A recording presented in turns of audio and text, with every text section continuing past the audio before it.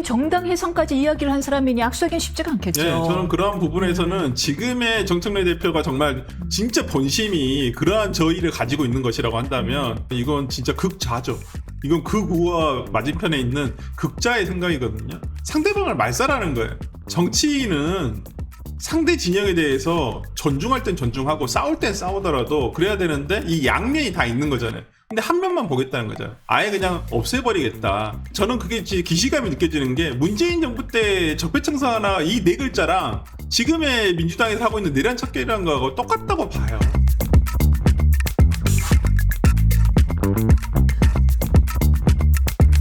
큰 반전이 없었어요. 네, 뭐 예상대로 뭐 거의 초반 기세가 그냥 뭐 누그러지지 않고 중간에 그 수혜 상황 때문에 뭐 이어지지 못한 부분은 있었습니다만 뭐 결과적으로는 예상대로 뭐 한 6.5대 3.5 정도의 6대 뭐 잘 해봐야 뭐 6대 4 정도로 볼 수 있는 구도로 아마 정청래 대표가 당선됐습니다. 근데 어떻게 보세요? 워낙에 강성 일변도다 보니까 뭐 민주당 내에서의 압도적인 지지를 받았다 하지만 그 외의 사람들, 국힘을 얘기하는 게 아니라 일반 국민들이 볼 때 좀 우려도 있는 것 같아요. 근데 이제 그 정청래 대표를 나타내는 여러 가지 표현이 있을 수도 있고 여러 가지 뭐 성격을 규정짓는 여러 가지 면이 있을 수 있는데 카메라 있을 때와 카메라 없을 때가 굉장히 다르다고 하거든요. 네. 상임위원회를 같이 해보신 의원들에 의하면 특히나 지금의 야당 의원들의 표현에 따르면 어떤 카메라 있을 때와 없을 때가 다르다. 카메라 있을 때는 야당에 대한 어떤 공격적인 우리가 그 법사위원장을 하면서 본 모습들을 많이 봤잖아요. 뭐 앉으세요. 네. 계속 서 계세요. 나가세요. 뭐 그러시거나 뭐 마이크 꺼주세요. 뭐 이런 식으로 굉장히 강성 일변도잖아요. 근데 또 마이크가 꺼진 상태, 카메라가 꺼진 상태에서는 또 그렇게까지는 안 한다는 거예요. 그러니까 약간 좀 양원 전략을 좋게 말하면 유연하게 잘한다. 지지층들이 봤을 때는 지지층이 보기에 좋은 모습. 그 다음에 또 뒤로는 또 정치적으로 풀어야 될 모습 이런 걸 한다는 건데 앞으로도 계속 그런 모습을 유지할 수 있을지는 잘 모르겠어요. 근데 문제는 결국은 방향성은 그 강성도로 가잖아요. 뒤에 가서 마음은 어를 만져질지언정. 네.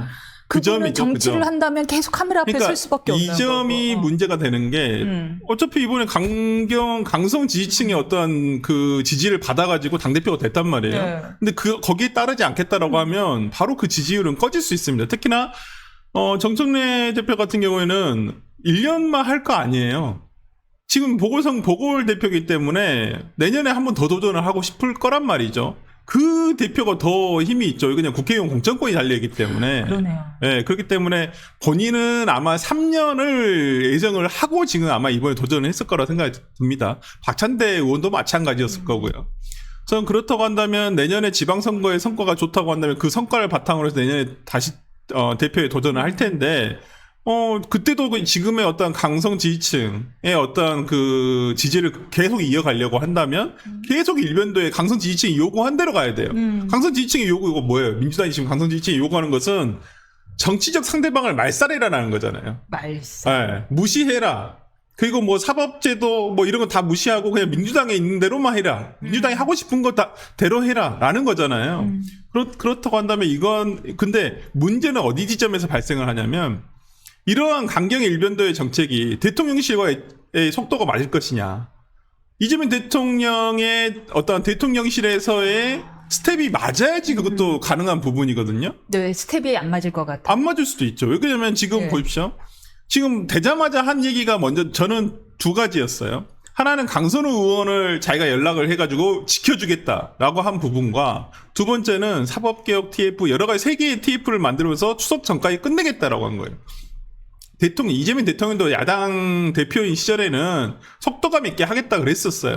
하지만 이게 국정이라는 게 순서가 있습니다. 지금의 가장 우선순위는 뭐예요? 대미 관계예요. 8월 말까지는. 지금 관세 협상은 어느 정도 총론적인 부분은 끝났다고 보고 아마 그 정상회담을 통해서 구체적인 내용이 더 나올 거라고 생각을 합니다만은 그렇다고 한다면 8월 말까지는 강론의 문제군요. 그럼요. 어떻게 되든 간에 대통령실에서는 이 강론, 대미 관계를 최대한 잘 해야 한다고 생각을 할 거예요. 거기에 집중을 포커싱을 두고 있는데 오히려 당에서는 지금 우리 뭐 사법개혁 할 거야. 검찰개혁 할 거야. 계속 이런 식으로 간다는 거거든요. 아하. 그렇다고 한다면 이게 정부를 이끌고 있는 이재명 대통령과 어떠한 정부 여당의 역할이 엇박자가 날 수밖에 없는 것이죠. 그러니까 저 대통령실 볼 때는 자기 정치 한다라고 볼 여지가 있겠어요. 뭐 정청래 후보, 정청래 대표를 네. 맞득치 않게 생각할 수 있는 친명계에서는 그 점을 가장 우려했던 거거든요. 어떤 이재명 대통령으로서는 본인의 어떤 재임 기간뿐만 아니라 그다음 후계자를 길러내야 되거든요. 그래야지만 어떤 본인에 대한 사법 리스크도 어떻게든 돌파를 할 수 있을 것이고, 어차피 뭐 사법 리스크는 다 일단은 정지가 돼 있습니다만은 일단 임기가 마치면 재판은 이어지는 거잖아요. 뭐 거기에 따라서 뭐 리스크가 있을 것이냐 없을 것이냐 그때 가서 봐야 되겠지만, 민주당 대통령이 된 것과 국민의힘 출신의 대통령이 된 것은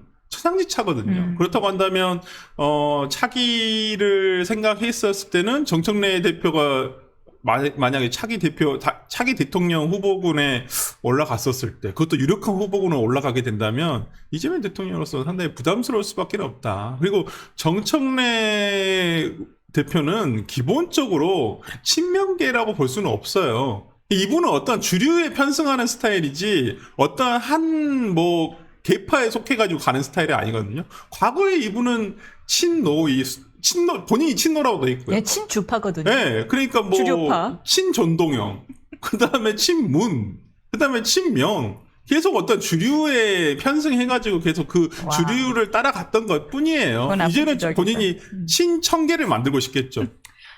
그렇네요. 좀 전에 지금 사법 TF, 사법개혁 등의 3대 TF 특위 구성도 대통령실의 1번 사안과 맞지 않아서 마땅치 않을 수 있다는 얘기를 하고, 그 다음에 강선우 의원 관련 발언도 대통령실의 스텝과 맞지 않을 수 있다는 얘기를 하셨는데, 네. 이건 무슨 이야기세요? 그러니까 첫 취임 일성에 대한 메시지가 강선우 의원에 대한 통화를 했다. 그리고 우리가 강선우 의원을 지켜줄 것이다. 라고 했잖아요. 근데 강선우 의원이 어떤 분이에요? 지난 여가부 장관 후보자 시절에 인사청문회 과정에서 우리는 정말 국민 모두가 다 확인했지 않습니까? 갑질 의혹에 어떤 본인의 부적절한 내용에 이런 부분이 확인이 돼서 그 다음에 이재명 대통령의 결단으로 인해서 그만두게 되신 거예요. 자진 사퇴를 하게 된 거잖아요. 대통령의 결단이었다. 그럼요. 네. 그 어찌 되었던 간에 본인이 자진 사퇴의 형식을 빌었습니다만은 대통령실에 어떤 의중이 전달되지 않았을 리는 없을 것이고요. 그렇죠. 왜냐하면 김현주 비서관이 직접 전화를 했다고 하고요. 그다음에 그 뒤늦게 소식을 들은 건지 박찬대 전 대표도 그다음에 SNS에 그만두시는 게 좋을 것 같다라는 취지의 글을 올렸어요. 그렇죠. 대통령실이랑 거기에 명실이랑 통한 거니까요. 그럼요. 강선우 후보자가 당시에 이제 한마디로 말하면 들이받은 거죠. 어떤 대통령실의 기류와 박찬대 의원이 그렇게 올렸는데 SNS로 17분 만에 그냥 자진 사퇴하겠다 올렸거든요. 보통은 그런 경우에는 한 텀을 둡니다. 한 두세 시간 정도의 텀을 두고 박찬대 의원은 민심을 받들겠다. 민심을 따라가겠다라고 얘기를 한 것인데, 그런 부분은 그냥 그래 나 그냥 자진 사퇴할 거야. 그래 나는 거기에 따르지는 않을 거야. 이런 식이었거든요. 그렇다고 한다면 정청래 의원이 어저께 첫 메시지가 강선우 의원에 대한 것은 저는 이재명 대통령의 결단에 반한다는 거거든요. 나는 이재명 대통령의 결정이 옳지 않다고 생각한다라고 생각을 하는 거예요. 그러네요. 네. 이재명 대통령 입장에서는 좀 황당하겠어요. 당연히 황당하죠. 저는 이재명 대통령, 그러니까 소위 말하는 친명계 측에서 굉장히 이 부분에 대해서 불편할 것이다 라고 생각해요. 이건 대통령에 대한 각을 세운 거예요. 아니 지금 중요한 사안들이 되게 많은데 왜 이걸 일성으로 얘기했을까? 그리고 지금 민주당 입장에서 강선우 의원에 대한 문제가 다시 불거지는 게 유리한가요?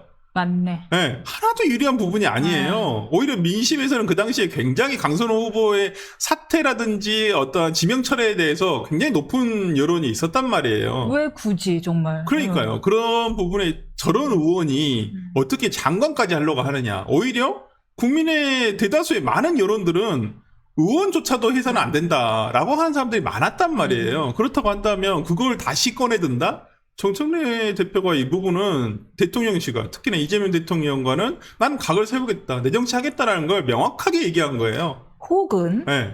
위장술일 수도 있잖아요. 어떤 위장술이죠?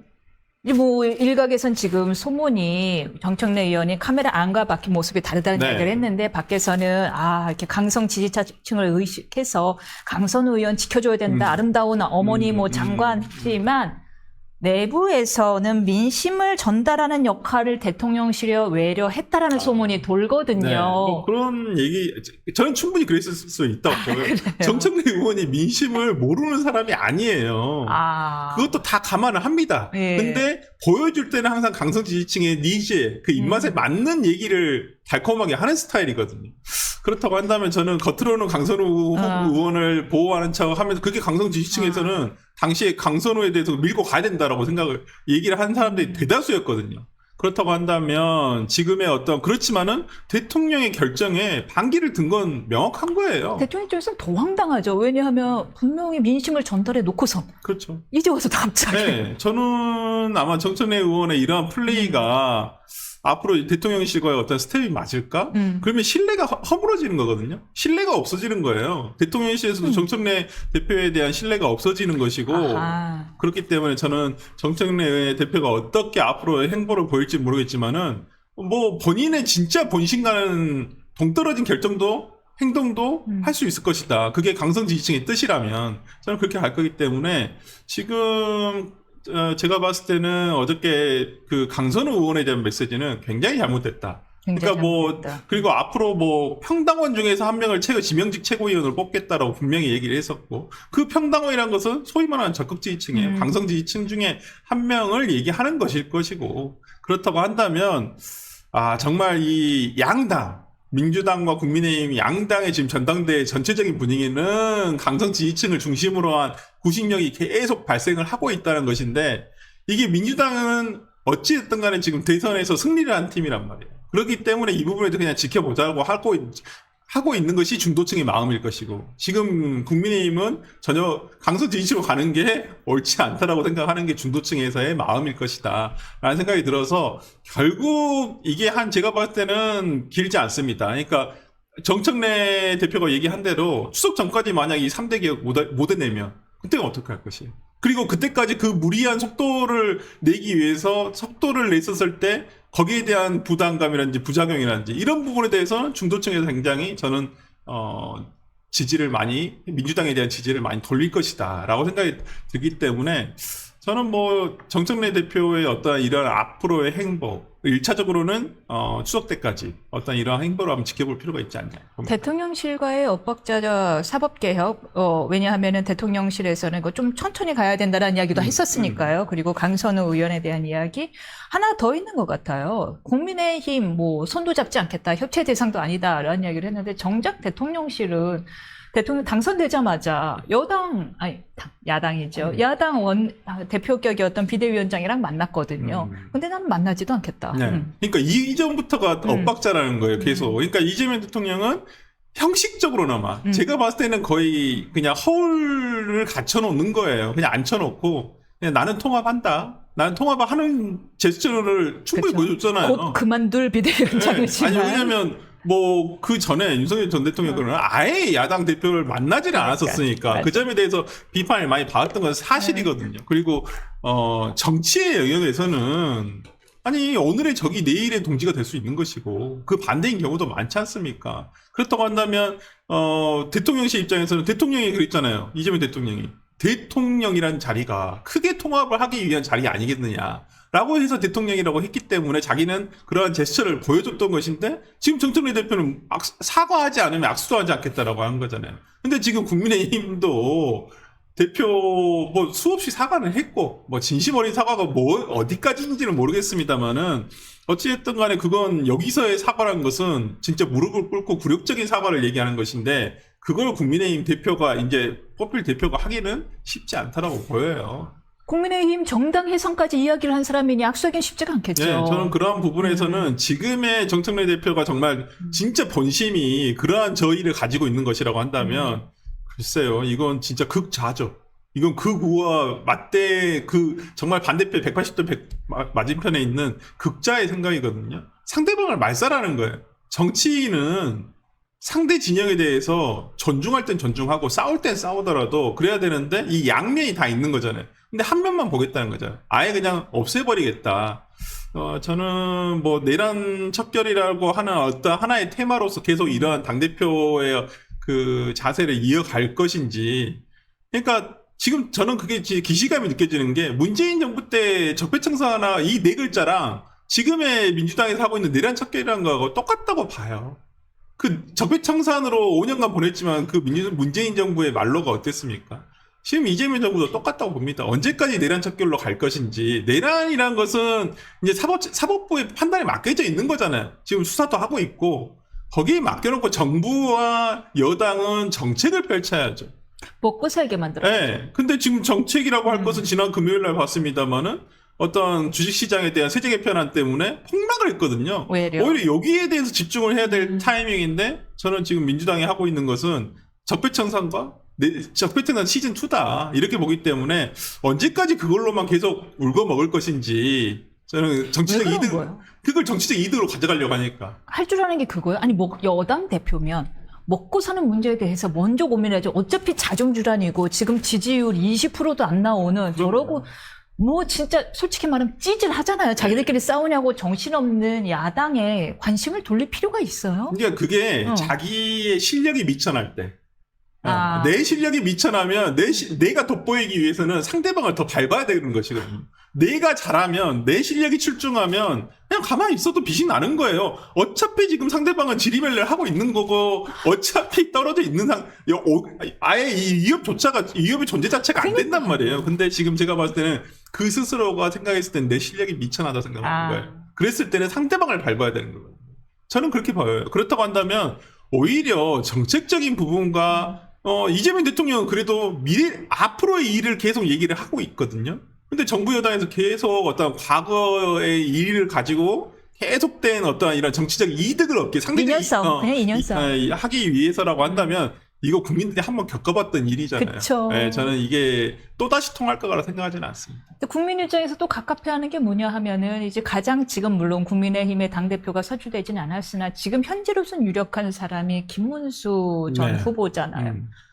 와, 민주당 안심하고 있는 거예요, 되게. 아니, 안심은 되는데, 국민의 입장에서는 정청래 대 김문수, 우리의 정치는 어디로 가나요? 그렇죠. 이제 이 양당 대표가 만약에 그렇게 된다고 한다면, 일단 한 분은 현실화됐고, 뽑혔으니까요. 근데 이제 김문수 이제 후보가 가장 유력한 후보이긴 하죠. 근데 앞으로 선출이 될지 안 될지는 아직 한 20일 정도의 시간이 남아 있으니까, 저는 보고 있습니다만은 어저께 비전 발표회를 좀 봤습니다만은 개인적으로 그냥 개인적인 생각입니다. 저 진짜 중도층의 입장에서 바라봤을 때는 김문수 후보에게 국민의힘의 어떤 쇄신이 기대되지는 않았어요. 솔직한 말로. 국민의힘 봤을 때는 또 김문수 후보 무슨 쇄신이지? 약간 이런 느낌은 솔직히 안 들었어요. 저는 오히려 쇄신에 대한 기대감은 아주 개인적인 생각은 안철수 후보나 솔직히 주진우 의원이나 저는 초선들에게 차라리 맡겨봤으면 좋겠다. 이 당을 진짜 뭐 중진들이 맡아 이제까지 중진의 힘이었잖아요. 중진의 힘으로 구성이 되었던 결정을 내렸던 국민의 힘이 이제까지 이런 모습이었다고 한다면 차라리 초대선들에게 맡겨봐서 뭔가라도 그냥 뭐 지지고 볶든 뭘 하든 북적북적하는 그런 느낌이라도 들었으면 국민들이 바라보는 시선은 조금 달라질 수 있을 것이라는 생각이 들어서 완벽하지는 않더라도 차라리 진짜 뭐 안철수 당대표라든지. 아우, 근데 그 꼬장꼬장한 기득권들이 그 초선 말 듣겠어요? 아니, 차라리 진짜 그렇게 해서라도 눌렀으면 좋겠어요. 아니, 제가 진짜 그 국민의힘의 중진들이라고 한다면 초선들을 앞세워서 당의 이미지라도 좀 이렇게 바꿔, 포장지라도 우리가 포장깔이라고 하잖아요. 내용물은 갈라지지 않더라도. 근데 김용태 비대위원장 금왕신 당했잖아요. 포장깔이 됐다가. 그러니까 정말 답이 없다라는 얘기가 나오는데, 정말 그러니까 지금 양 당의 어떤 지금 스탠스가 정말 서로 극단으로 치닫는 것 같아서 참 우려스럽습니다.